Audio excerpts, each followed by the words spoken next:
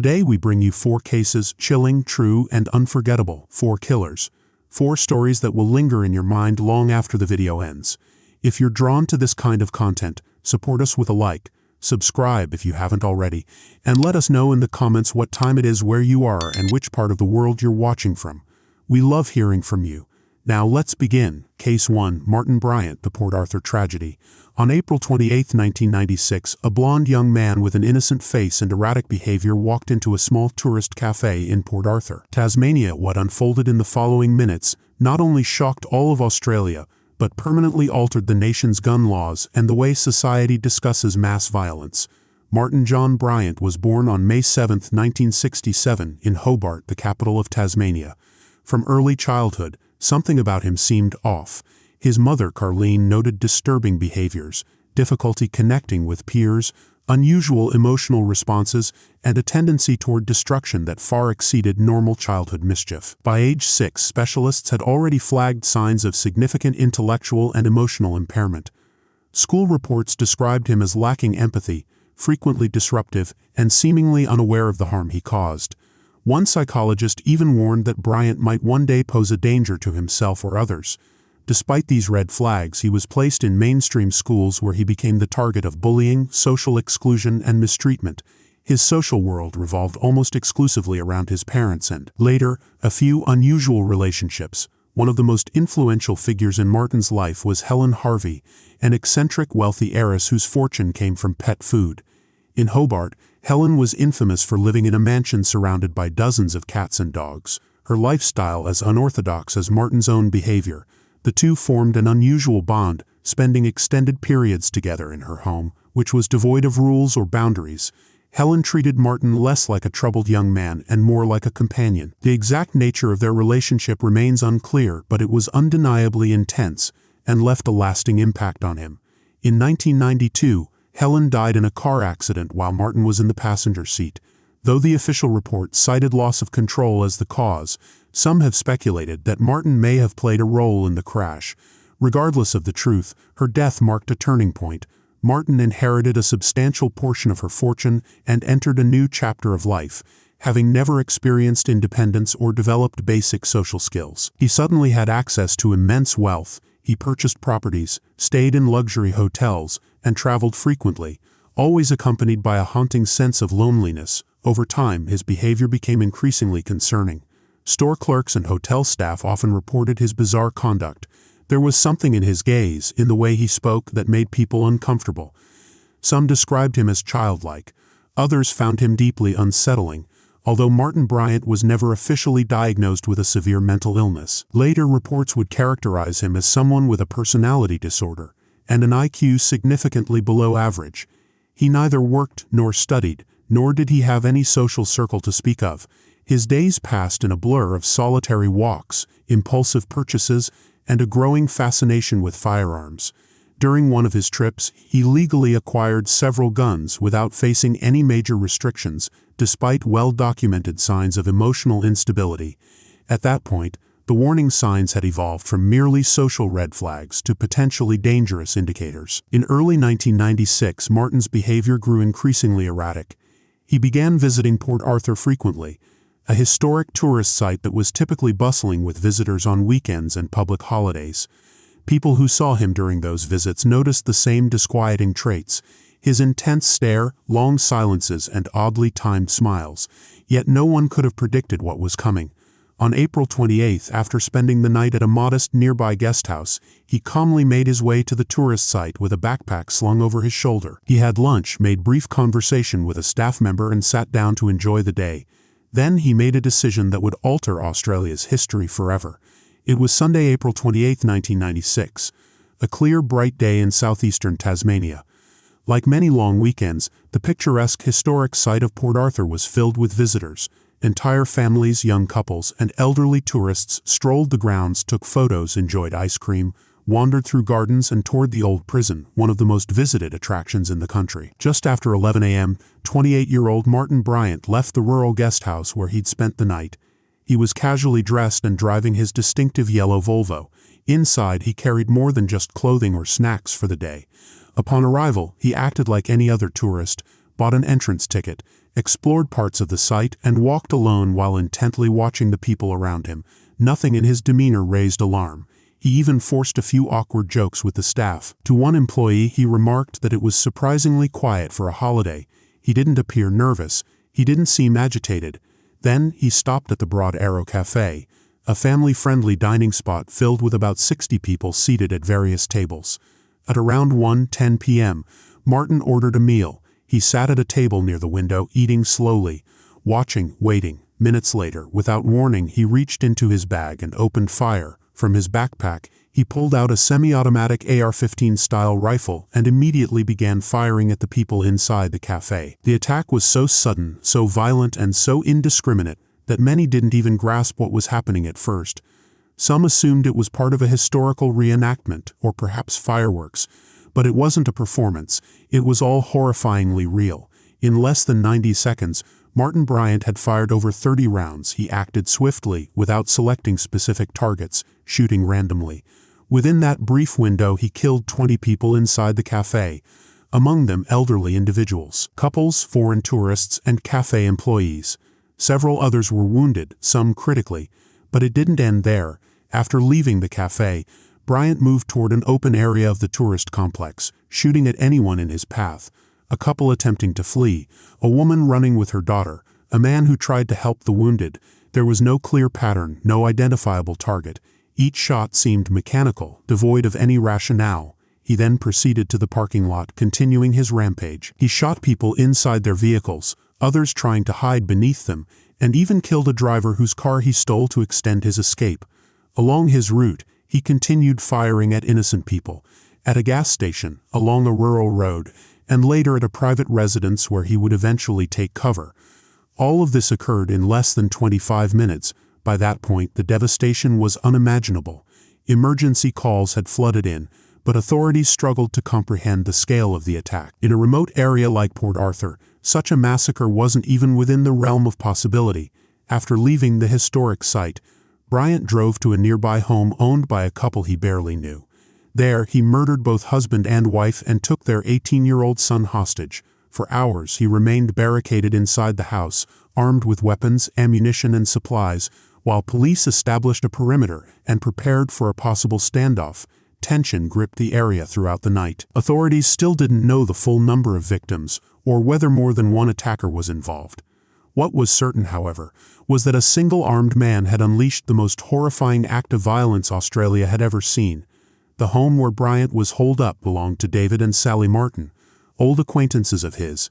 He killed them both shortly after storming the house, then took 18-year-old Glenn Pierce hostage, an innocent young man who had the misfortune of crossing his path. Special operations units from the Tasmania Police, along with crisis negotiators, attempted to establish contact with Bryant through loudspeakers and phone lines. There was no clear response. At times he appeared at a window, at others, gunshots could be heard from inside the house. It was an extremely volatile situation. Police didn't know whether the hostage was still alive, nor could they assess Bryant's mental state. The uncertainty dragged on for more than 12 hours, and the tension among officers intensified with each passing minute. All indications suggested Bryant had no intention of surrendering. But then something unexpected happened. That night took a dramatic turn. Shortly after 7 a.m. on April 29th, smoke was seen rising from the house where Bryant had barricaded himself. Within minutes, flames had engulfed the roof. No one knew who had started the fire. Some speculated that Bryant had ignited it, either to destroy evidence or with the intention of dying in the blaze. Faced with the emergency, special operations teams prepared to intervene. Firefighters stood by at a safe distance, wary of potential gunfire from inside. Eventually, as the fire consumed most of the structure, Martin Bryant emerged through a side door. His face scorched, his clothing singed. He offered no resistance. He walked unsteadily, clearly disoriented, and was immediately taken into custody. The hostage he had taken, 18-year-old Glenn Pierce, was tragically found dead inside the house, confirming the worst.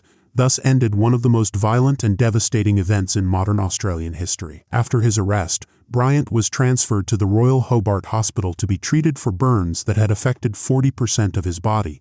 Despite his condition, authorities prioritized obtaining information, and he was questioned as soon as his medical state allowed. Detectives were disturbed by their first interactions with him. Bryant showed no signs of remorse, nor did he appear to grasp the enormity of his actions. Rather than remaining silent or asking for legal counsel, he responded in a disjointed, childish, or evasive manner. In one of the earliest exchanges, when asked why he had attacked so many people, he laughed and said, "I thought it would be fun. I was bored." The officers were stunned. His demeanor was not that of a nervous or guilt-ridden individual. He seemed entirely detached from reality, as if he couldn't fully comprehend the consequences of what he had done. For legal and medical reasons, the interrogation was restricted during those initial days. A psychiatric evaluation was ordered. Meanwhile, the media had already circulated his name, face, and background. The story became front-page news nationwide. The scale of the tragedy provoked an unprecedented level of national shock. In total, 35 people had been killed and another 23 wounded, several of them critically. It became the deadliest mass shooting by a lone gunman in the Western world during peacetime. The country demanded answers. How could someone like Martin Bryant, with a documented history of mental health issues, no job, no supervision, and erratic behavior, have been able to purchase semi-automatic weapons so easily? Public outcry was immediate. Then Prime Minister John Howard labeled the event a national tragedy and pledged swift legislative action. After receiving treatment for his burns, Martin Bryant remained in police custody as preparations began to bring him to justice. All of Australia and much of the international press watched closely. The country had never faced a case of this magnitude, with such a high death toll or such far-reaching social and political impact. Yet even the legal proceedings brought fresh shock from the outset. One of the central issues was Bryant's mental state. Both the prosecution and the defense summoned teams of psychiatrists to determine whether he understood the nature of his actions, and whether he could be held criminally responsible for them. Martin Bryant had been diagnosed from a young age with learning difficulties and a low IQ. In fact, records from his childhood indicated an intelligence quotient of approximately 66, a level that, in some contexts, is classified as an intellectual disability. He was also known to be socially isolated and struggled with reading comprehension. His emotional and social difficulties, though well documented, could not begin to justify what he had done. The court-appointed experts concluded that Martin Bryant did not suffer from psychosis, schizophrenia, or any major delusional disorder. While he did exhibit traits consistent with personality disorders, he was fully capable of understanding that his actions were wrong, and thus he was deemed criminally responsible. This assessment shifted the direction of the trial entirely. There would be no defense based on diminished capacity or legal insanity. The legal proceedings moved swiftly. The prosecution had overwhelming evidence.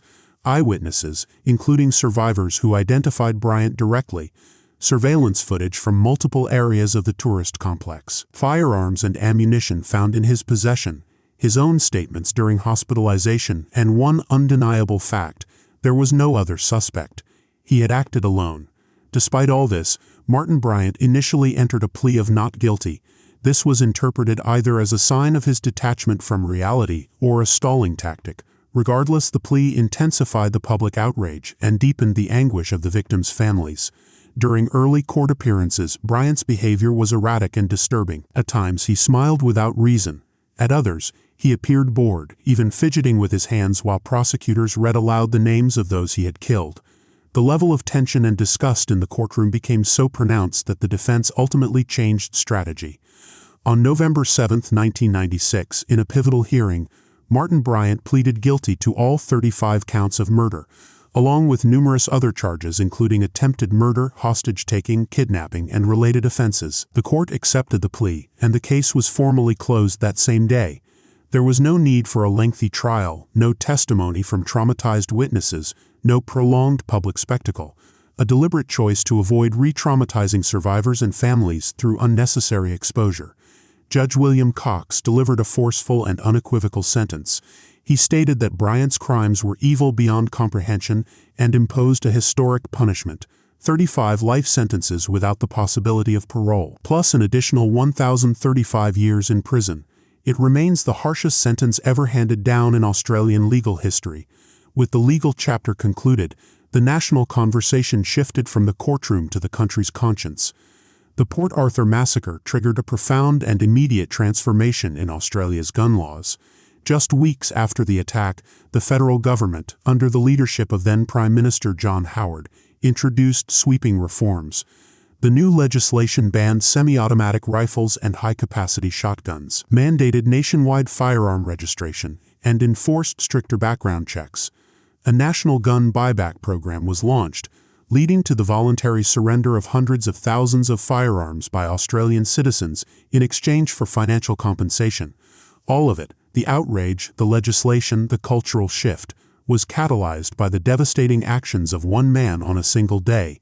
Martin Bryant was transferred to the maximum security psychiatric unit at Risdon Prison in Hobart, where he remains to this day under constant surveillance.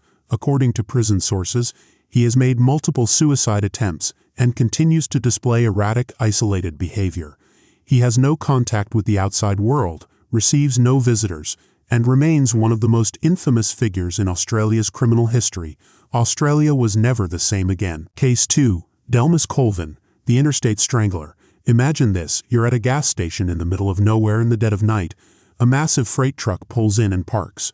From the cab steps a large man, broad-shouldered, expressionless, and with a cold, distant gaze. No one knows him, but he's been here before. What no one suspects is that this man is a serial killer, one who has used the vast highways of the United States as his hunting ground for over 2 decades. This is the story of Delmas Charles Colvin, known as the Interstate Strangler. In the early hours of July 26, 2005, police in Toledo, Ohio responded to an anonymous tip reporting a strong odor coming from an abandoned industrial lot near Detroit Avenue. Upon arrival, officers discovered the decomposed body of an adult woman, partially covered with trash and wooden debris. She had been strangled. Days later, the victim was identified as Melissa Ann Wibber, a 37-year-old woman last seen near a truck stop commonly frequented by long-haul drivers. Melissa was experiencing homelessness and, according to records, struggled with substance addiction. She had no known enemies or history of domestic abuse. The case was classified as a homicide, but with no witnesses and no surveillance footage, the investigation stalled. During the evidence collection process, forensic technicians were able to extract a DNA sample from the victim's body. That sample was uploaded to the CODIS database, and what came back changed the entire trajectory of the case. The genetic profile matched a 44-year-old man named Delmas Charles Colvin, a resident of Akron, Ohio. Colvin was a truck driver with years of experience working for regional transport companies. He had no prior convictions for violent crimes and had never been linked to any homicide investigation. Toledo authorities began coordinating with police departments in other cities across the state, searching for connections. It didn't take long before another name surfaced, Jackie Simpson, a 32-year-old woman found dead on October 14, 2000, inside another abandoned industrial building, also in Toledo. Her cause of death was strangulation, and like Melissa, her body had been dumped beneath a pile of trash in eerily similar conditions. At the time, Jackie's case had gone cold due to a lack of forensic evidence. But now, investigators compared the details, the crime scenes, victim profiles, location types, and the killer's methods. The similarities were too precise to ignore. Agents then began reviewing Delmas Colvin's route history. Between 2000 and 2005, he had worked as an overnight driver for multiple companies, regularly covering industrial zones across Ohio, New Jersey, Pennsylvania, and New York.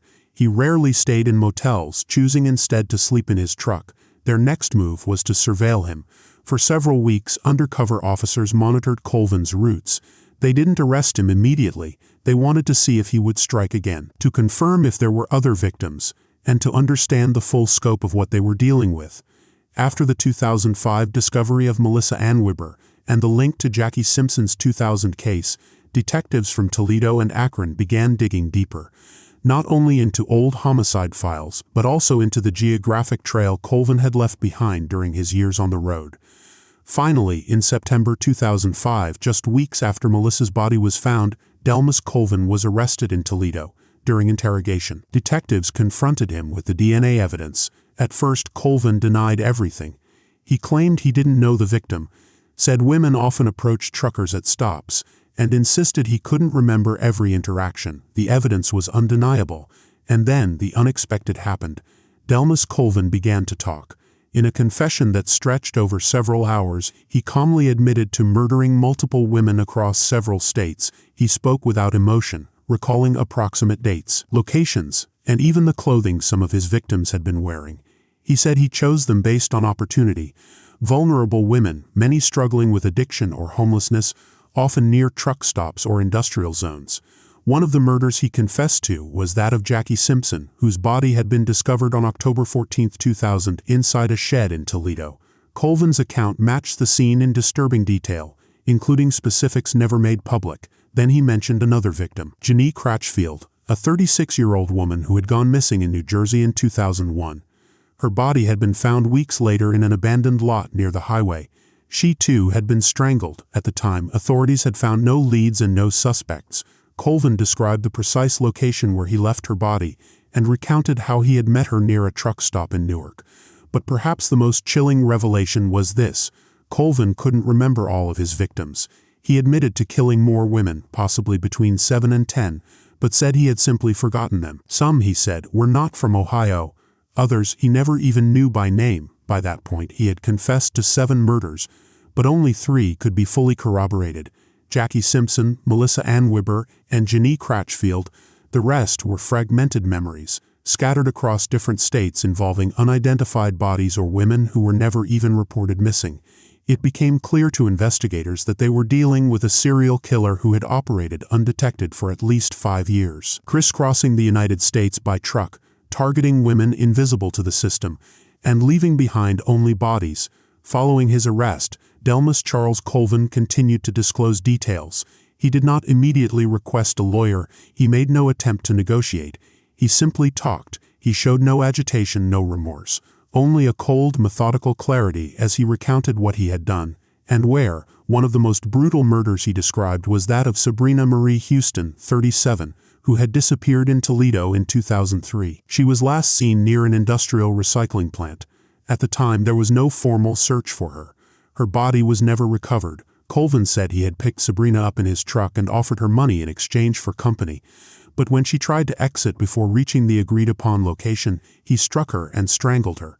He left her body in a metal scrap container, buried between rusted sheets of steel. Years later, that very container was removed, its contents never examined. No one knew there had been a body inside.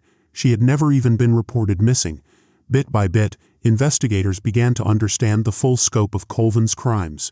He had operated almost invisibly, navigating through overlooked and impoverished areas, preying on women who triggered no immediate alerts, women with addictions, no stable housing, and no family to insist the authorities take action.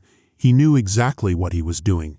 He had studied the locations, the timing, and the conditions. Colvin also confessed to the murder of an unidentified African-American woman in Atlantic City in 2004.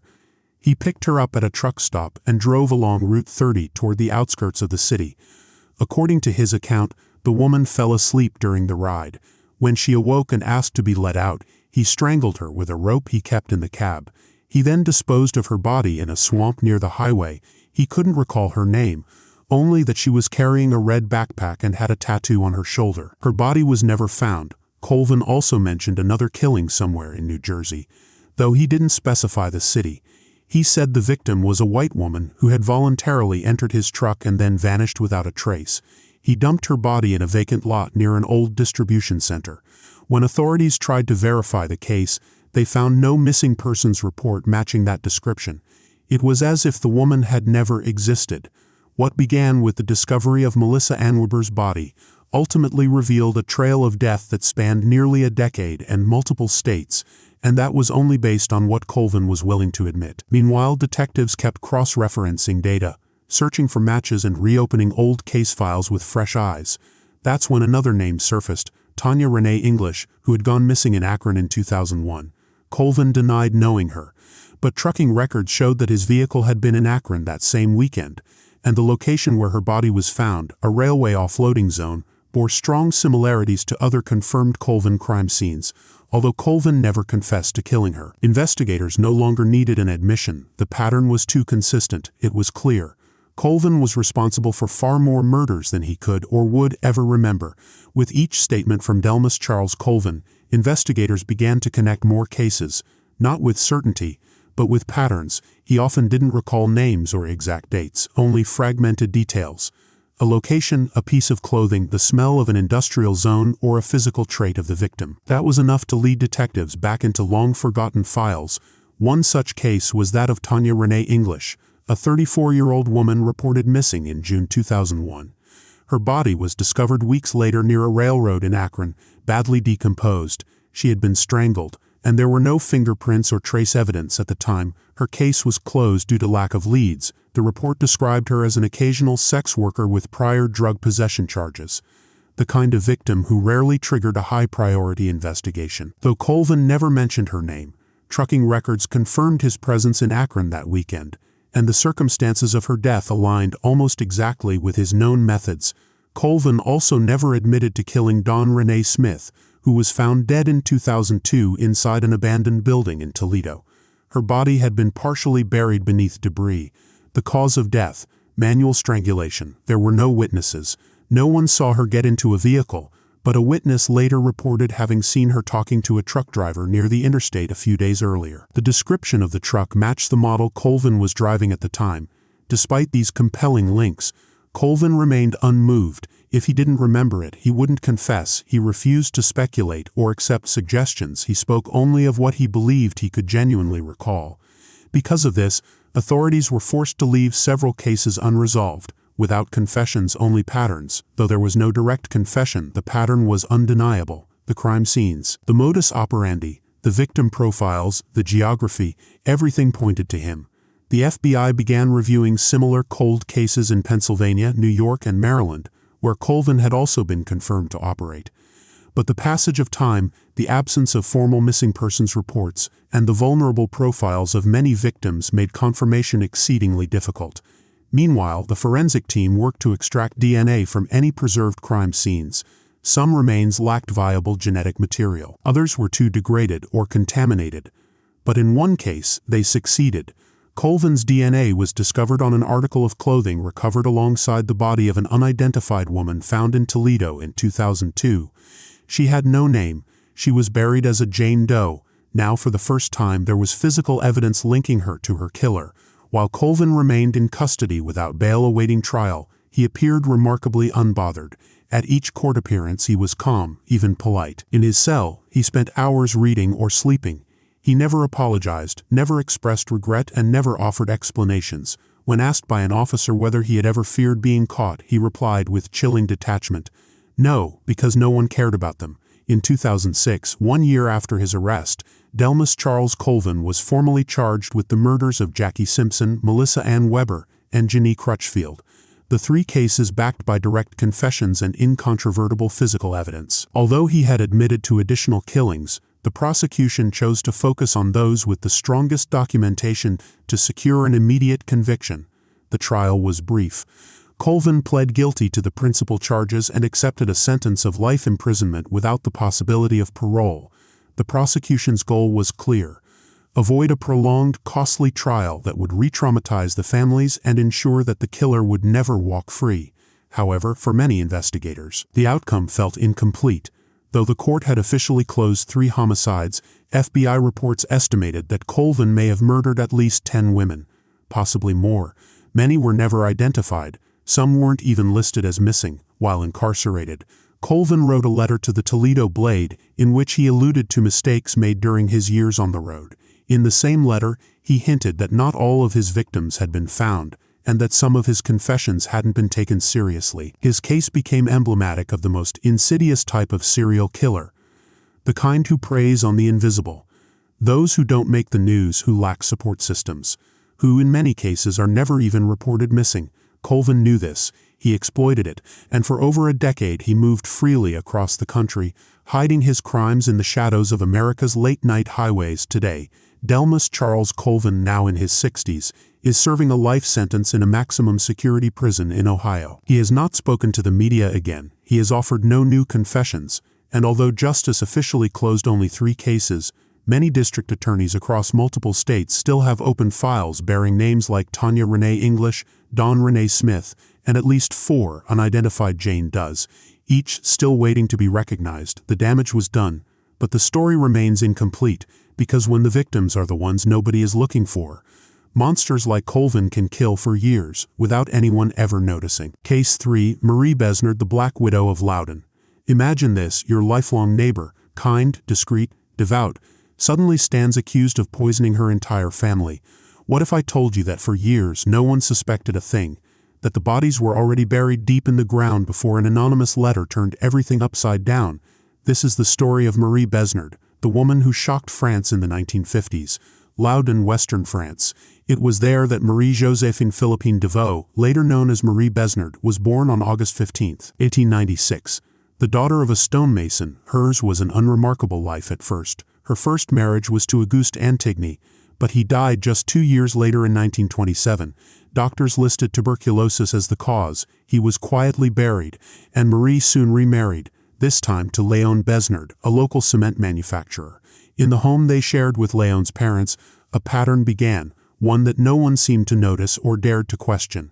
First, her father-in-law, Auguste Besnard, fell ill. It was a sudden illness marked by vomiting and diarrhea. He died without a clear diagnosis. The next year, Marie-Louise, her mother-in-law, succumbed to a similar fate. Doctors once again attributed the deaths to natural causes. Years later, Marie's own parents died, both displaying eerily similar symptoms. Then came her Aunt Pauline, followed by her cousin Virginie. In 1941, another cousin, Lucie Lemoyne, died under similar circumstances. By 1945, 3 women living in the same household, Louise Pintu, Blanche Rivet, and Gabrielle Millet, also passed away. All 3 had recently amended their wills to name Marie as a beneficiary. No alarms were raised, or if they were, no one spoke out. In 1947, Léon Besnard himself died, yet another abrupt illness marked by vomiting, weakness, and rapid collapse. This time, questions began to surface. A new will had conveniently left everything to Marie. One of the attending nurses noted how unusually fast his health had deteriorated. Shortly after Léon's death, an anonymous letter arrived at the police station. It warned that there had been far too many deaths around Madame Besnard, that every one of the victims had either lived with her or dined in her home, that several had revised their final testaments in her favor. The letter urged authorities to exhume the bodies. Police complied, starting with Léon Besnard. Forensic analysis found dangerously high concentrations of arsenic in his remains. There was no doubt he had been poisoned. The prosecutor ordered the exhumation of additional bodies, and the pattern was undeniable. In several cases, the levels of arsenic were so extreme they couldn't be explained by soil contamination alone.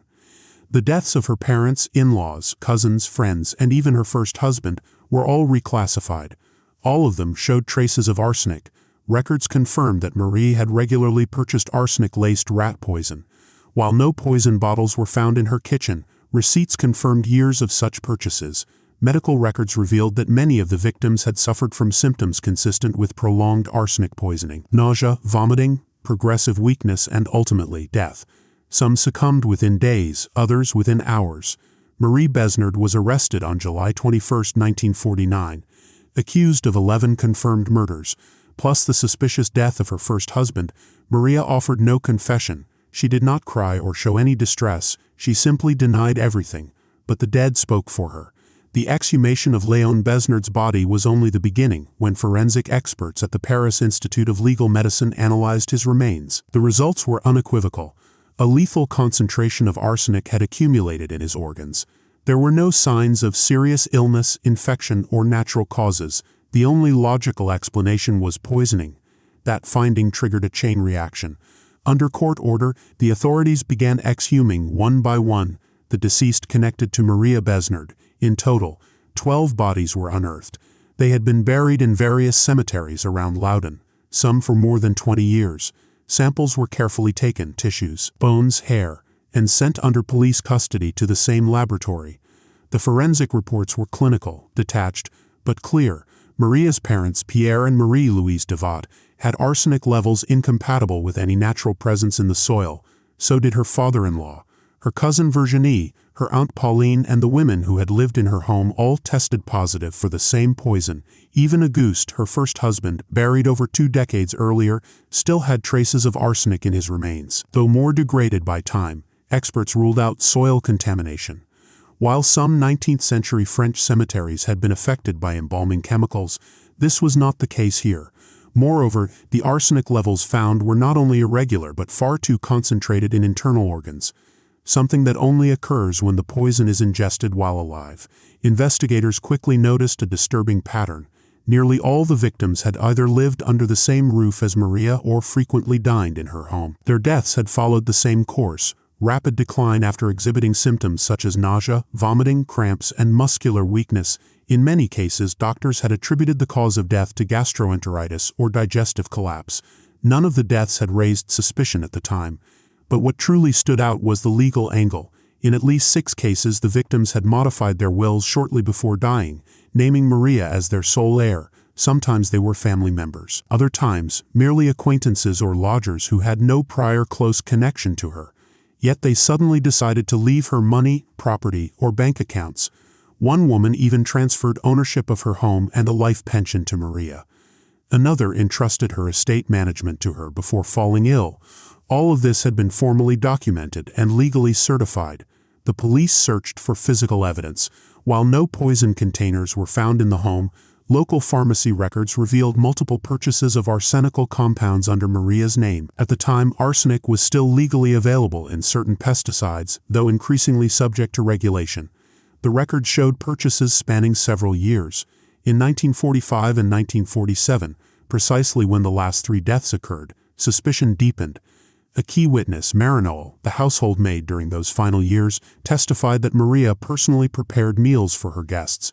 She made broths, teas, and soups even for those already ill. She also recalled that one of the women, Gabrielle Millet, had complained of a bitter taste in her coffee shortly before dying. Although no physical evidence supported this, the detail aligned disturbingly well with the prosecution's theory. The case against Maria Besnard took shape around a consistent narrative. She allegedly poisoned her victims gradually, inducing digestive symptoms to debilitate them. In some cases, she would reportedly increase the dosage in the final days, hastening death. Subsequently, she profited from their estates. The defense countered that there was no direct evidence, no eyewitnesses to the poisoning, no trace of arsenic found in her home, and no confession. However, the prosecution presented something far more compelling: a repeated pattern, corroborated by forensic evidence, with Maria Besnard at the center of it all. In 1952, following years of judicial inquiry, Maria Besnard stood trial in the courthouse of Poitiers, formally charged with 12 counts of murder by arsenic poisoning. The entire nation was riveted. The press had already dubbed her the Black Widow of Loudun. By February 1952, Maria faced the criminal court in Poitiers. The indictment was clear: 12 poisonings spanning 2 decades. The case had escalated into a national scandal. She was labeled the Great Poisoner, the Mantis of Loudun, and most famously, the Black Widow. Yet beyond the media spectacle, the trial proved to be far more complex than prosecutors had anticipated. From the outset, Maria remained composed, dressed in black, rosary in hand. She did not break down or cry. She listened quietly to every accusation. When asked to speak, she consistently replied with the same phrase, repeated over 100 times throughout the proceedings: "I am innocent." The prosecution presented the forensic findings: lethal levels of arsenic in all the exhumed bodies, most of whom had lived with Maria. They submitted wills, purchases of arsenical products, and the suspicious sequence of deaths, all forming a damning pattern. But then the trial took an unexpected turn. The defense cast doubt on the validity of the forensic results. One expert, Professor Faure, argued that some tissue samples could have been contaminated post-mortem by environmental factors. He claimed that coffins from that era could leach arsenic from their paints or varnishes into the remains. Moreover, it was revealed that in several cases the chain of custody for the samples had not been strictly maintained, potentially invalidating the evidence. Although the prosecution called for a severe sentence, the court ruled that the case required further review. The trial was suspended. Maria was returned to prison. In 1954, a second attempt was made to restart the trial, but ongoing disagreements among forensic experts forced another postponement. The case appeared mired in legal uncertainty. Finally, in November 1961, 12 years after her initial arrest, a third trial was held in Bordeaux. Public interest had waned, but the case remained one of the most intricate in French judicial history. The jury once again reviewed the evidence, testimony, and technical ambiguities. By then, some witnesses had died. Others no longer remembered events clearly. The final verdict was one of acquittal. The court determined that, despite strong circumstantial evidence, there was insufficient material proof to convict. Maria Besnard walked free on December 12, 1961. She was 65 years old and had spent more than a decade behind bars, without ever confessing or acknowledging responsibility for a single death. She was never tried again, and died in 1980 in the same town where she had been born. Although the court could not prove her guilt, the shadow of suspicion remained. 12 people had died after sharing a roof or a meal with her, 12 bodies that bore traces of poison, and one woman who remained always at the center of it all, Maria Besnard. For over 20 years, death had lingered silently around Maria Besnard's household, parents, in-laws, cousins, friends, even her husband, all perishing quietly, without incident. When the graves were finally opened, they spoke louder than any witness ever could. All of them had arsenic in their bodies. There was no direct testimony, no confession. Legally, Maria was acquitted, declared innocent, but her story remains etched in history as that of the alleged murderer who eluded justice. To this day, no one has been able to explain why so many people died so close to her, always under circumstances that seemed to benefit her. Case 4, Marjorie Diehl, the Evil Genius. On August 28, 2003, in Erie, Pennsylvania, an unusual event captured national attention. A pizza delivery man, Brian Wells, died during a bizarre bank robbery attempt involving a bomb collar strapped around his neck. This incident, known as the Pizza Bomber case, triggered a complex investigation that would uncover a deeply twisted and meticulously orchestrated conspiracy. The day began like any other for Brian Wells. For over a decade, he had worked as a delivery driver for Mamma Mia's Pizzeria, a small, unassuming shop on Peach Street in Pennsylvania. Known for his punctuality, quiet demeanor, and modest lifestyle, Brian lived alone in a simple house with a few cats and minimal possessions. Nothing in his routine suggested that within hours he would become the central figure in one of the FBI's most baffling criminal cases. At 1:30 p.m., the pizzeria received an order for delivery. But this was no ordinary call. It requested 2 large pizzas to a remote location, an abandoned TV transmission tower at the end of a dead-end road, deep within a wooded area on the outskirts of town. Brian took the order, loaded the pizzas into his white Geo Metro, and drove to the specified address. It was the last time he would be seen without a bomb strapped to his neck. According to later FBI reconstructions, Brian was ambushed upon arrival. The exact sequence of events remains unclear, but investigators determined that at least 2 or 3 individuals were lying in wait. He was held at gunpoint and forced into submission. They strapped to his neck a crude-looking but highly sophisticated explosive collar constructed from heavy steel, with secure locks, steel tubing, digital timers, and multiple internal chambers. Though it appeared haphazard, the device was in fact a deadly piece of homemade engineering designed with one purpose: to kill. They also handed Brian a modified cane, which secretly concealed a sawed-off shotgun and a stack of handwritten and typed instructions. He was told to rob a bank, then follow a scavenger hunt-style sequence to retrieve keys that would supposedly disarm the bomb. They warned him he was being watched, instructed him not to seek help, and made it clear deviation meant death. At 2:20 p.m., surveillance footage captured Brian walking calmly into the PNC Bank on Peach Street. He wore his delivery uniform, a white t-shirt with the Mamma Mia's logo, jeans, and the bulky bomb collar clearly visible. He showed no panic. He moved with eerie composure, as though following a rehearsed plan. Once inside, Brian approached a teller and handed over a note stating he had a bomb and demanding $250. But there wasn't enough time to assemble such a large sum. The teller, visibly shaken, managed to hand him only $8,702 while silently triggering the bank's security protocol to alert authorities. Brian took the money, collected the notes, and walked out of the bank as if on autopilot. Had it not been for the deadly device strapped to his body, he might have appeared to be just another man on the street. Brian Wells walked calmly to his car and drove a few blocks to the parking lot of a store called Eyeglass World, where he was intercepted by multiple police patrol units. Officers had been alerted by the bank's silent alarm and by witnesses who had reported seeing a man with a visible bomb. By 2:38 p.m., Wells was surrounded.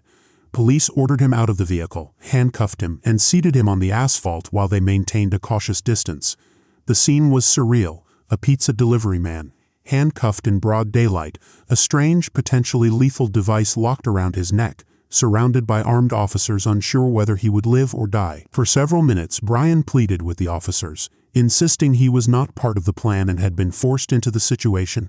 "They told me it would explode if I didn't do it. I need help," he repeated, his voice growing increasingly desperate. As he spoke, officers began to hear a faint beeping noise. The bomb was active and possibly nearing detonation. At 2:58 p.m., the collar bomb exploded. The blast was sharp and contained, but instantly fatal. Brian fell backward with a muffled sound. The explosion tore through his chest, chin, and neck. He died almost instantly, in full view of multiple eyewitnesses, local news cameras already on scene, and police officers who had retreated too late. The bomb squad had not yet arrived. Emergency services pronounced him dead on site.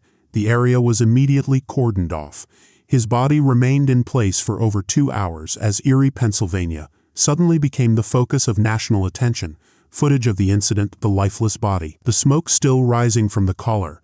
The stunned crowd aired on news stations across the country that very evening. No one could explain what had happened. Was it a kidnapping, a terrorist act, a failed bank heist, or something far more sinister? The FBI arrived shortly thereafter and immediately recognized that the device was no crude explosive. It was a highly sophisticated mechanism, an intricate creation of lethal engineering. A forensic autopsy of the collar revealed dual timers, motion sensors, numbered locks, a reinforced metal casing, and internal traps designed to trigger detonation if tampered with. There was no safe way to remove it. Even more chilling were the instructions attached to the device. Some warned, "This is not a game," while others carried ominous threats, "Follow the rules or die." The collar featured dummy wires and decoy components deliberately designed to mislead, suggesting that its creator was playing a game not just with Brian, but with federal agents themselves. The notes found in Brian's pocket contained a disturbing blend of handwritten cursive, cryptic symbols, and threatening phrases. Law enforcement was left in utter confusion. Was Brian a complicit player in a bizarre criminal plot, a pawn, or a victim of a diabolically orchestrated scheme? Speculation erupted across the media. Some accused him of staging a fake robbery gone wrong. Others suggested it was an elaborate suicide, but the more observant noticed the lack of logic in any of these theories. Something wasn't adding up, and in truth, this was just the beginning. When the bomb detonated at 2:58 p.m., killing Brian Wells instantly, the police on scene froze. No one rushed to his aid. No one administered CPR, no one approached the body. The shock of the moment, the grotesqueness of the scene, halted every instinct and protocol. Fear loomed large. What if there were more bombs? Meanwhile, the press, alerted by reports of the robbery and eyewitnesses who had seen the unfolding events live, had already arrived on site. On-camera horror and the puzzle of a doomed plan. The explosion occurred while cameras were already rolling. Several local television stations captured the exact moment the bomb detonated, although none aired the direct impact out of respect and subsequent censorship. Still, the sound of the blast and the instant Brian Wells collapsed backward were broadcast on the evening news, propelling the story into national headlines. Inside Wells' car, police discovered multiple pages of instructions, some typed, others handwritten in uppercase letters. The tone was a chilling blend of threat and psychological game, with messages like, "This is not a game. The device is live. You have 55 minutes. Start with the bank. If you contact the police, you will die." The instructions outlined a twisted scavenger hunt. One note read, "Go to the TV tower. Find the brown container. The next clue is inside. Bring the keys. If you fail, you will explode." Agents began retracing these steps, treating the notes as a macabre map. At one indicated location, near a telephone pole, they found a container holding a key and another page with the next clue. The setup suggested that Brian was meant to travel to several locations across Erie, collecting keys supposedly capable of unlocking the bomb collar. But what disturbed investigators most was the timing. After calculating the travel time between each location, the FBI concluded it was physically impossible to complete the tasks within 55 minutes, even under ideal conditions. Wells would have failed. The collar was engineered to detonate no matter what. There was never a way out. This revelation shifted the case entirely. It was no longer viewed as a botched robbery or a simple extortion attempt. It was a meticulously orchestrated, cold-blooded plan designed to destroy, not just physically, but psychologically and publicly. Then came the question that haunted everyone. Who could have conceived something so elaborate, cruel, and calculated? When FBI technicians finally disassembled the device that had killed Brian Wells, they were stunned. This was not a hastily built bomb made from scrap materials. It was a precision-crafted device built over time with specialized tools and significant mechanical knowledge. Yes, it was a bomb collar, but it was also an engineering trap layered with deception, made primarily of steel. The collar was heavy and tightly clamped around the neck using an industrial ratchet mechanism. It had no simple release, only specialized tools or the correct keys could remove it. 4 locks secured its internal compartments, each seemingly connected to part of the mechanism. Inside were 2 digital timers, one large and visible, counting down in plain view, and a second hidden timer wired to the internal detonators. The FBI also identified a pressure-triggered booby trap wired to the back, designed to detonate if tampered with or forcibly removed. Perhaps most disturbing was the way the collar was paired with its instructions, a cruel blend of theatricality and fatal inevitability. The documents found on Wells were described by the FBI as an impossible survival manual. Each step was contingent on completing the previous one with absolute precision, across different locations and within unrealistic timeframes. One of the pages read, "You have begun the game. Your life depends on your obedience. Proceed now to the next location. Do not waste time. If you fail to follow the rules, you will die." The notes contained references to clocks, codes, hidden containers, and multiple keys. Each key, according to the documents, was supposed to unlock a specific part of the collar. However, upon examining the device, agents confirmed that none of the locks were connected to the actual detonation mechanism. They were either decorative or deliberately misleading, meant solely to reinforce the illusion that the collar could be disarmed. This deception was crucial. Brian Wells had been manipulated into believing he had control over his fate if he simply followed the instructions. In reality, the bomb was designed to detonate regardless of his actions. The question remained, who had the knowledge, resources, and intent to design something so elaborate and do it in a quiet place like Erie? Then, on September 20, 2003, less than a month after Brian Wells' death, the case took a dramatic turn. William Bill Rothstein called 911 with a partial confession. He had a human body hidden in a freezer in his garage. The body belonged to a man named James Roden. Rothstein showed no signs of panic. He didn't turn himself in. He simply said, "I need to talk to someone. There's a body in my house. It's a complicated situation." When police arrived, they found an electric freezer concealed with blankets and surrounded by garbage bags. Inside was Roden's corpse, wrapped in bedsheets and bearing clear evidence of a gunshot wound. He had been frozen for several weeks. Rothstein admitted he hadn't killed Roden, but also didn't deny storing the body. He claimed he was doing a favor for someone, Marjorie Diehl-Armstrong. According to Rothstein, she had murdered Roden during a domestic dispute, and he had agreed to help her hide the body because she was dangerous and unstable. He never explained why it took him weeks to contact authorities, nor why he kept the corpse in his own home, or why he possessed a partially written suicide note apparently attempting to take the blame for everything. The note read, "This has nothing to do with the bomb case. I haven't committed any crime. I'm trapped." That line triggered immediate alarm at the FBI. No one had asked him about the bomb yet, but he had already brought it up. Rothstein was taken into custody but was never formally charged with Roden's murder. He cooperated with investigators from the beginning. During questioning, he hinted, always obliquely, that he knew more about the collar bomb case than he was admitting. His statements were consistently evasive, deliberately incomplete. He knew how to play the game. Meanwhile, Marjorie was arrested for Roden's murder. At trial, her defense attorneys claimed bipolar disorder, paranoia, and a long list of psychiatric conditions were presented in her defense. Yet the prosecutors had concrete evidence, the murder weapon, blood traces, eyewitnesses who overheard her arguing with Roden, and, most crucially, Rothstein's indirect testimony pointing to her as the killer. She was convicted, though the process was prolonged to assess her mental competence. Still, Roden's death appeared to be more closely tied to the Brian Wells case than initially thought. Investigators began to notice that both Rothstein and Marjorie had ties to the same area where Wells had gone to deliver the pizza. Moreover, Rothstein had access to tools that could be used to build something as complex as the collar bomb. There was no definitive proof yet, but the net was tightening.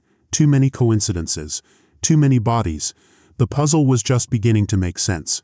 When the name Marjorie Diehl-Armstrong surfaced publicly, many in Erie remembered her from decades earlier. In her youth, she had been a brilliant student, graduating with honors, excelling in mathematics, and earning a scholarship. For years, it seemed she had everything. But beneath the surface lay something far darker, a long, dangerous descent into mental illness, violence, and death. Marjorie had been diagnosed with severe bipolar disorder early in life. She also exhibited paranoid tendencies and a profound inability to tolerate rejection or criticism. Her relationships were chaotic, not merely emotionally but lethally so. At least 5 of her romantic partners died under suspicious or outright violent circumstances. In 1984, she fatally shot her then-boyfriend Robert Thomas 6 times.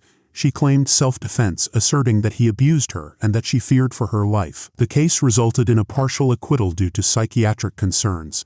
Yet Marjorie never wavered in her narrative, stating bluntly that she did what any woman would have done. She was articulate, calculated, and cold.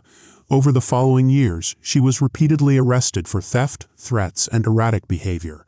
Acquaintances described her as both intellectually gifted and terrifying, capable of engaging in intelligent political or literary discourse, only to erupt moments later into threats over a misinterpreted glance. She was institutionalized multiple times but always found a way out. When James Roden's body was discovered in Rothstein's freezer, Marjorie did not entirely deny involvement. Her story shifted constantly, claiming one day that it was self-defense, another that Rothstein had committed the murder, and later that it had been an accident. In every interrogation she spoke incessantly, weaving between factual details and wild paranoia. She mentioned the FBI, the CIA, and insisted she was being poisoned by radiation. To investigators, one thing was abundantly clear: this was no ordinary criminal. Marjorie was manipulative, persuasive, and above all, strategic. She understood how to obscure evidence, spread misinformation, and portray herself as the victim. And there was another key detail: her deep, ambiguous connection with Bill Rothstein. They had known each other since the 1960s and had once been romantically involved. Their relationship was volatile, frequent breakups, arguments, and reconciliations. Yet they remained in contact for decades. They wrote to each other, helped one another, and perhaps most dangerously, knew each other too well. In the garage freezer lay the body of James Roden. Rothstein admitted to placing it there, claiming that Marjorie had killed him and asked for his help. He insisted that he hadn't wanted to get involved, but he was afraid of her, that he hid the body out of fear and could no longer bear the weight of his conscience. The agents weren't convinced, especially after discovering a draft of a suicide note inside the house. It was incomplete, containing lines such as, "I can't live with this. I didn't do it, but I'm involved." Most striking was the line, "Let it be clear, this has nothing to do with the bomb case." This statement was the exact opposite of what it seemed. No one had even mentioned the collar bomb yet, so why was he preemptively denying involvement? Investigators began combing through everything in the house, and what they found was deeply unsettling. Among the items were fragments of metal plates similar to those used in the collar, combination locks identical to the ones on the device, and precision tools for cutting, welding, and assembling. They even found schematics for timed locking mechanisms. While not direct proof, it amounted to a mountain of technical coincidences. Rothstein possessed both the skill set and the equipment, and now he was directly linked to Marjorie, who had murdered her partner during the same period. Moreover, both were geographically tied to the location where Brian Wells had been sent to deliver the pizza. When questioned further, Rothstein continued to speak in riddles. He denied direct involvement but would occasionally say cryptic things like, "Not everything is as it seems," or "People do desperate things when cornered." At one point he added, "If I told you everything, you wouldn't believe me." He never explicitly stated, "I built the bomb," but he also never firmly denied it. Everything pointed to the idea that he was protecting someone, and that someone was most likely Marjorie. Meanwhile, from prison, Marjorie had begun to talk more, though not always coherently. When the FBI examined the tools in Rothstein's home, they became certain the bomb maker had advanced technical knowledge, and that profile fit him perfectly. Rothstein was a tinkerer with a background in electronics, metalwork, and mechanical repairs. None of it was coincidental. As they expanded their investigation into Brian Wells's circle, agents uncovered that he hadn't just been delivering a pizza that day. He was also a regular client of a local sex worker, who, by coincidence, was connected to another key figure, Kenneth Barnes. Barnes was a longtime associate of Marjorie, a dangerous man with a criminal history that included drug trafficking, illegal weapons possession, and a conviction for building homemade explosives. When questioned months later, Barnes didn't take long to speak. He claimed that Marjorie had offered him money to kill her father so she could inherit his fortune. but since she didn't have the funds, she had become involved in a bank robbery scheme, and that's where the collar bomb came in.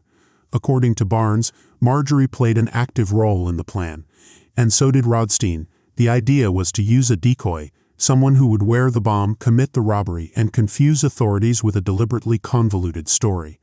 The perfect target? Brian Wells, a docile man of limited intellect, who visited sex workers and needed cash. If he cooperated, he'd live. If he didn't, well, no one would miss him too much. Barnes said he wasn't there on the day of the crime, but he knew how the plan was devised. Build a real bomb, but one that was supposedly controllable. Attach a series of clues for the wearer, like in a grotesque scavenger hunt, to distract police and make it appear like a twisted game. If anything went wrong, the wearer would die. Now the FBI had established clear links. Marjorie to Rothstein, Rothstein to the collar, Brian to Barnes, and all of them to the same area at the same time, with shared motives and interconnected roles. The moment had arrived. In 2005, the FBI sat down face-to-face with Marjorie Diehl-Armstrong. She was being held in the county jail, serving a provisional sentence for the murder of James Roden while awaiting psychiatric evaluations. Interrogating Marjorie was no ordinary task. Speaking with her was nothing like questioning a typical witness or suspect. She was an exceptionally intelligent woman, accustomed to steering conversations, deflecting questions with technical jargon, and diving into lengthy, often incoherent explanations. It was clear she relished controlling the dynamic. At first, she denied everything. She claimed she had no connection to the collar bomb case and insisted that the police were merely desperate to solve it and looking for an easy scapegoat. However, as agents began pressing her with specific evidence, Rothstein's house, the tools found there, her ties to Kenneth Barnes, call records, her demeanor shifted. She began to talk, though in her own elusive fashion. She admitted to knowing about the plot but claimed she never supported it.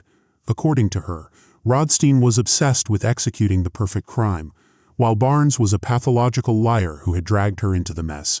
At times, she said Brian Wells knew exactly what he was doing, that he wasn't a victim, but a willing pawn who agreed to wear the bomb collar in exchange for money, and that he had played with fire and got burned. Moments later, she contradicted herself, claiming Brian had been deceived, lured into a fake pizza delivery, ambushed, handcuffed, and forced to wear the collar under threat. She said she wasn't there when it happened but learned the details afterward, blaming Rothstein as the mastermind behind it all. Her statements wove a labyrinth of half-truths and delusions. Sometimes she appeared to cooperate in hopes of a reduced sentence. Other times, she seemed solely intent on manipulating the process. She even claimed the FBI was fabricating evidence against her, alleging hidden microphones, illegal surveillance, and even poisoning attempts while in custody. The agents understood that not everything she said was credible, yet they couldn't dismiss her entirely, as buried within her ramblings were details never released to the public. She knew the locations of signs along Brian Wells' scavenger route, described the sealed envelopes containing clues, and even referred to the collar's mechanical design with unsettling precision, details only someone intimately involved could have known. By this stage, the case no longer resembled the narrative of a lone criminal act. It had evolved into the intricate work of a small group, unstable, manipulative, and capable of orchestrating something as elaborate as it was cruel. Marjorie concluded that round of interrogations without offering a direct confession, but she had already said too much. Her words, and her silences, were enough to convince the FBI that her role in the Wells case was no longer a matter of speculation. It was now a certainty. When the FBI finally assembled the complete timeline, what emerged was a conspiracy as twisted as it was meticulously planned. The collar bomb crime was not an impulsive act, nor merely a botched bank robbery. It was a calculated criminal scheme, orchestrated by several individuals, each driven by different motives but united by greed, desperation, and a chilling dose of functional madness. It all began with an idea. Marjorie Diehl-Armstrong wanted to eliminate her father. She believed that by killing him, she would inherit his wealth. But she couldn't do it herself. She lacked the funds to hire someone for the job. That's when Kenneth Barnes entered the picture. A streetwise drug dealer with access to firearms and homemade explosives. He agreed to take care of it for $250,000. And to obtain that sum, someone proposed a solution: rob a bank. That someone was likely Bill Rothstein. His home became the logistical hub of the operation. There, the collar bomb was designed, the instructions written, the envelopes prepared, and the locks and metal plates assembled. Rothstein was not a mere accomplice. He was almost certainly the technical architect of the entire plan. Not for money, but for ego. He craved being part of something unprecedented. His toxic, ambiguous relationship with Marjorie, a mix of contempt and fascination, pulled him past the point of no return. But one piece was still missing, a pawn. That pawn was Brian Wells. Wells was not entirely innocent, at least not at the outset. Evidence suggests he had some knowledge of the plan. Perhaps he believed it was a staged heist, or that the collar was fake. Witnesses reported seeing him with Jessica Hoopsick, the sex worker who linked him to Barnes just days before the crime. Phone records connected him to numbers tied to the conspirators. The FBI's most widely accepted version is that Wells was only partially informed. He was told he'd be part of a mock robbery, that the bomb collar was a prop, and that as long as he followed the instructions, everything would go smoothly. What he didn't know was that the collar was real, that escape was impossible, and that he was nothing more than a disposable distraction. The conspirators believed that placing the collar on him and setting up a series of clues would buy them time, either to escape or to mislead investigators. If Wells died, all the better. He couldn't talk. If he survived and completed the game, the outcome still served their purpose. The clues led to real locations, lampposts, a hidden box behind a sign, a key tied to a tree branch. But the FBI determined that even if Brian had completed every step, he never would have received the real code to remove the collar. It was all a cruel illusion, an inescapable maze. And when the plan began to unravel, when Wells was arrested too soon, when the bomb detonated live on camera, the conspirators began to fall apart. Rothstein called 911 to implicate Marjorie in a different crime. Barnes, arrested on unrelated charges, began to talk. And Marjorie, as always, tried to control the narrative. But it was too late. The crime that once seemed impossible to comprehend now had faces, motives, and a clearly defined mechanism. Justice, however, was still pending. When the time finally came for the federal trial over Brian Wells' murder and the collar bomb conspiracy, Marjorie Diehl-Armstrong turned the courtroom into a spectacle. She was no stranger to that. From her earliest public appearances, it was clear that controlling perception was one of her greatest weapons. From day one, her defense centered on two claims: that she was mentally unwell and that the entire case was a fabricated attack meant to destroy her. She insisted that the prosecution was targeting her because she was a brilliant woman who refused to be controlled. She called witnesses pathological liars, interrupted the judge, delivered rambling monologues, cried without tears, then burst out laughing. Her behavior was entirely unpredictable. At times she appeared strikingly lucid, recalling dates, locations, documents, and even direct quotes from past interviews. At others she would say things like, "Are they irradiating me with microwaves?" She once asked or claimed that FBI agents were colluding with Rothstein since the 1980s. Some days she refused to appear in court. On others, she showed up dressed as if she were her own attorney. She alleged her rights were being violated because she wasn't allowed to smoke. The trial, already long and complex, quickly devolved into a surreal sequence of legal stunts. One of the most tense moments came when the prosecution presented an audio recording captured by a prison informant in which Marjorie spoke openly about the plan. In the recording, her voice could be clearly heard stating that Brian knew what he was doing, but that survival was never part of the deal. That was known from the beginning, she said. She also stated that Rothstein put everything together. This whole thing was his idea. I only helped a little. When the tape ended, the judge called for silence. Marjorie stood up, pointed a finger at the prosecutor, and screamed, "That's fake, a digitally manipulated fabrication. That's not my voice. They're using tech tricks to destroy me." But voice experts confirmed it was indeed her voice. The recording was authentic, there was no doubt. Then came the testimonies of people who had known her for decades, former classmates, neighbors, acquaintances who had spent time with both her and Rothstein. They all painted a consistent picture, a brilliant woman, yes, but also unpredictable, domineering, and capable of justifying any action under her own warped sense of logic. Some recounted how she had said on more than one occasion, "Death is a small price to pay if the plan works." Still, her defense team played their final card, an insanity plea. They argued that Marjorie was unfit to stand trial due to severe bipolar disorder, acute paranoia, and cognitive decline. However, court-appointed psychiatrists, both independent and FBI-affiliated, concluded otherwise. Marjorie fully understood her actions, could distinguish right from wrong, and had planned the crime with calculated coldness. After weeks of testimony, reports, and courtroom outbursts, the sentence was delivered. conspiracy to commit a violent crime, use of an explosive device, homicide. She was sentenced to life in prison without the possibility of parole. As the judge read the verdict, Marjorie said nothing. She simply smiled, a smile that looked less like defeat and more like a declaration of personal triumph. With Marjorie Diehl-Armstrong sentenced to life, it seemed as though the case had reached its conclusion. But like all great puzzles that never truly come together, the Pizza Bomber case did not end with resolution. It ended with a collection of lingering, unanswered questions. Kenneth Barnes, also convicted for his role in the conspiracy, pleaded guilty in exchange for a reduced sentence and testified against Marjorie. His testimony was pivotal, though even he appeared to present a version focused more on self-preservation than full disclosure. He died in prison in 2019, leaving behind a trail of contradictions and unresolved statements. According to Barnes, Brian Wells knew about the plan but believed it was a hoax. Other witnesses contended he had no clue.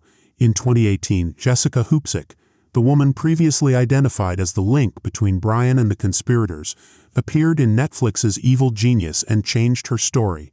She admitted she had lied to the FBI during the investigation. She now claimed Brian had been manipulated, that he had no idea the collar bomb was real, that he was promised money, that he was desperate, and that he had simply agreed to deliver a pizza, unaware it would be his last. Her words didn't alter the official verdict, but they reinforced a growing belief: Brian Wells was murdered. Even if he had some peripheral involvement, the bomb was engineered to kill. The scavenger hunt was unsolvable, and he was used as a disposable pawn to distract the world while the conspirators attempted to flee with the money. He was expendable, and they knew he would die. After the explosion, Rothstein was questioned but died in 2004 of lymphoma, claimed his life before he was ever formally charged. William Rothstein died in 2004, never facing prosecution for the death of Brian Wells. To many, he took a vital part of the truth with him to the grave. Some believe he was the true mastermind behind the plot, that Marjorie only became involved out of necessity or emotional manipulation, and that Kenneth Barnes merely served as the link to the outside world. But none of this could ever be definitively proven. Marjorie Diehl-Armstrong died in prison in 2017 due to complications from breast cancer. She never admitted guilt. In previous interviews, she insisted on her innocence, claiming she had been betrayed by Rothstein and framed in an elaborate FBI campaign meant to destroy her. Even in her final days, she expressed a desire to write a book titled "The Truth No One Wants to Hear." With her death, any chance of obtaining further direct testimony vanished. The central figures were either deceased, incarcerated, or had vanished from public view. The case file, officially closed, left behind something more than unanswered questions. It left a deep scar on the criminal history of the United States. It wasn't just the twisted nature of the plan that haunted the public, it was how it all unfolded. The image of Brian Wells sitting on the pavement, a bomb locked around his neck pleading for help, was seen by millions. The explosion occurred in full view of news cameras, and though networks claimed they would not air the precise moment of detonation, many ultimately did. He died on live television. The FBI called it one of the most bizarre and complex crimes in the agency's history, and experts agree there has never been another case quite like it. It inspired documentaries, books, academic studies, ethical debates, and endless speculation. And yet, what lingers is the unsettling feeling that something remains untold, that a crucial piece is still missing, that despite the verdicts and the sentences, the complete truth has never been fully revealed.